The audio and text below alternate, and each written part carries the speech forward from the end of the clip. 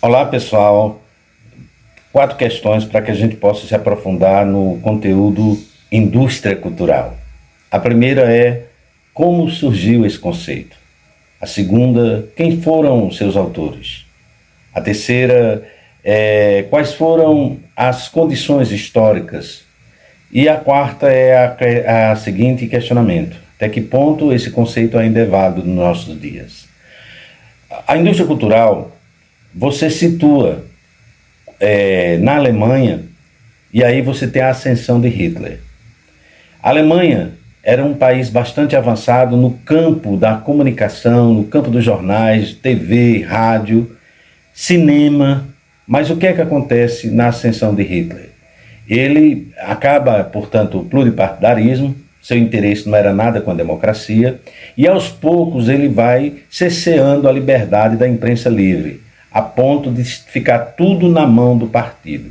É nesse contexto, é nessa situação histórica que surgem os filósofos da escola de Frankfurt, os filósofos, os sociólogos, que começam, portanto, a analisar a questão da cultura com o objetivo de dominação, com o objetivo de domestificação, com o objetivo de fazer com que toda a cultura, o cinema, a rádio, esteja a serviço do partido e da sua ideologia.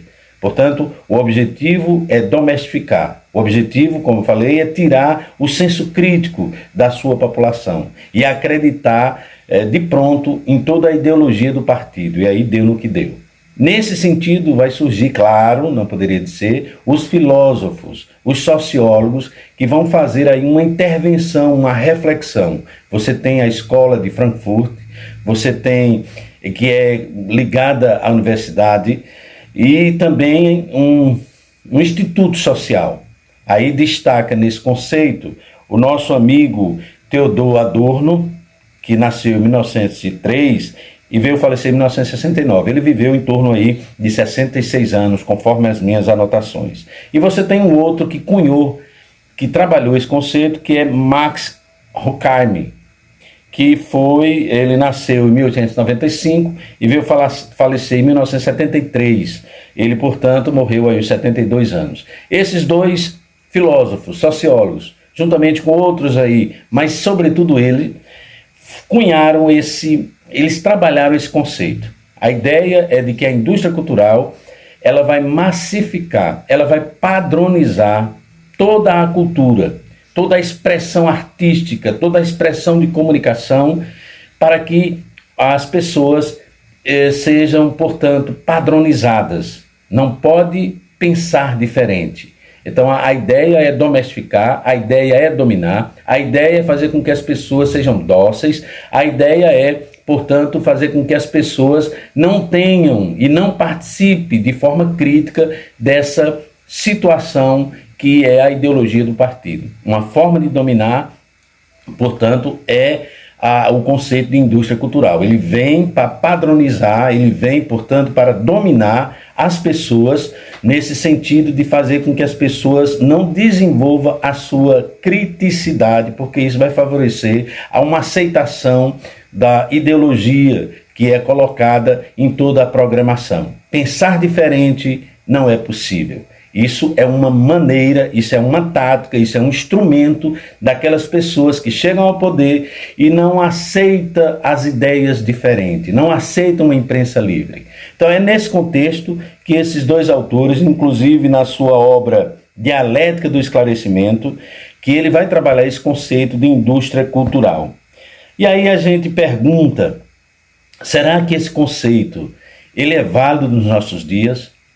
Será que nós podemos trabalhar esse conceito no contexto atual da sociedade contemporânea? E aí a gente vai perceber que sim, nós poderíamos aí questionar a TV brasileira, os meios de comunicação aqui no Brasil e no mundo estão a serviço de quem?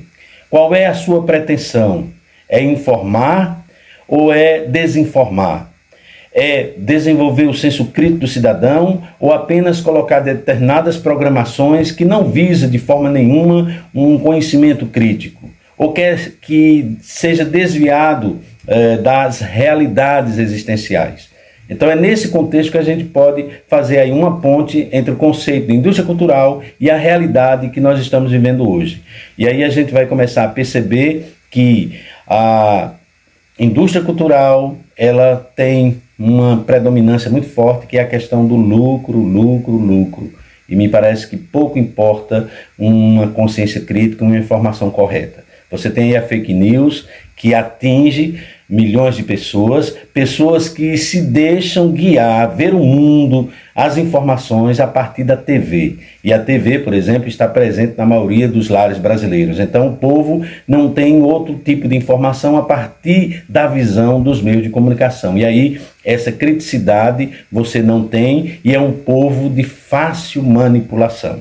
Portanto, vamos estar aí trazendo essa palavra, dizendo que, olha, o que os filósofos fizeram, nós também devemos estar de orelha em pé, raciocínio em pé, visão forte, para que a gente não se deixe dominar pelos meios de comunicação, com sua proposta de padronização cultural. Quando você padroniza, você elimina o gosto pessoal, a estética da cultura. Você se preocupa muito mais na dominação, lucro, lucro, lucro, e pouca preocupação em desenvolver uma informação que nos leve a um desenvolvimento da nossa criticidade, ok? Então nós vamos ficando por aqui, e aí está o nosso contexto aí sobre indústria cultural, de forma bem rápida, mas aí a partir daí você pode estar aprofundando nessa temática, e aí você começa a perceber quais são